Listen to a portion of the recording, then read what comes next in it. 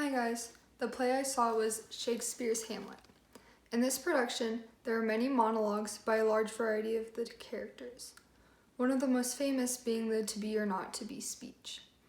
This is also one of the monologues that the play director can use to affect the play the most. Leading up to this speech, the main character, Hamlet, is dealing with high levels of stress. The play starts after Hamlet's father's death. His dad's name is Hamlet Sr., and he was the king of Denmark. Hamlet Jr.'s uncle, Claudius, decides to take over the throne and marry Gertrude, who was Hamlet Jr.'s mom. I know, it's kind of complicated. Hamlet is very upset about this, but his dad comes in the form of a ghost to tell Hamlet that Claudius poisoned Hamlet Sr., and Hamlet needs to avenge him by killing Claudius. The story continues along, and Hamlet is shown to have a love affair going on with Ophelia, but in this specific production, the relationship was shown from the beginning more than the most productions which it's shown like in the middle. One of the many disputes about Hamlet is whether Hamlet was insane or not.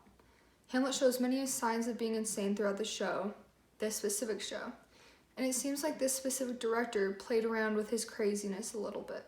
He seemed like a little, giddy and what you would assume a crazy person to act like. He had seemed to have gone mad, but there are points where Hamlet gets serious and you start to second guess whether he is mad or whether he's just upset and in grief. In the beginning of Act 3, there's the to be or not to be speech. Essentially, the speech is about Hamlet contemplating suicide. He portrays death as a positive. This speech is usually when the director reveals whether Hamlet is crazy or not. Sometimes they'll have Polonius and Laertes watching Hamlet.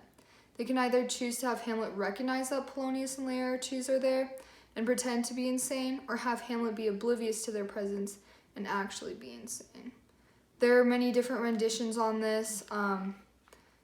It's kind of hard to explain them all, but it's basically up to the play director to choose how they want Hamlet to be, whether they want him to be mad or just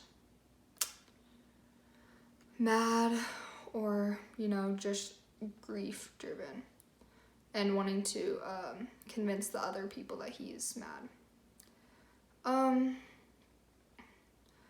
In this specific play, they took quite a unique spin on this speech. Ophelia was actually in the room while he was giving his speech, though he didn't notice. It got very quiet and dramatic during this time.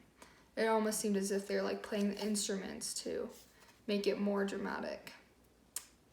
It almost felt like the scene in Hamilton when the bullet stops right before he dies and he talks about his life and what he wished would have happened. It kind of gave me the same sense of that, which was essentially what Hamlet was doing. But it felt as though Hamlet was not actually insane in this play. He seemed genuinely upset, as if he was genuinely contemplating suicide. And might I add that the actor for Hamlet was amazing. At the end of the speech, Hamlet notices Ophelia and puts on his act of madness again, which leads me to believe he's never actually mad. It was just an act for everyone to pretend like he was mad. So this is the end of my video. You can click off now if that's all you wanted to see, but I'm going to do the little to be or not to be speech. Actually, this is my ticket for Hamlet. Yep. Kind of fun. I don't know.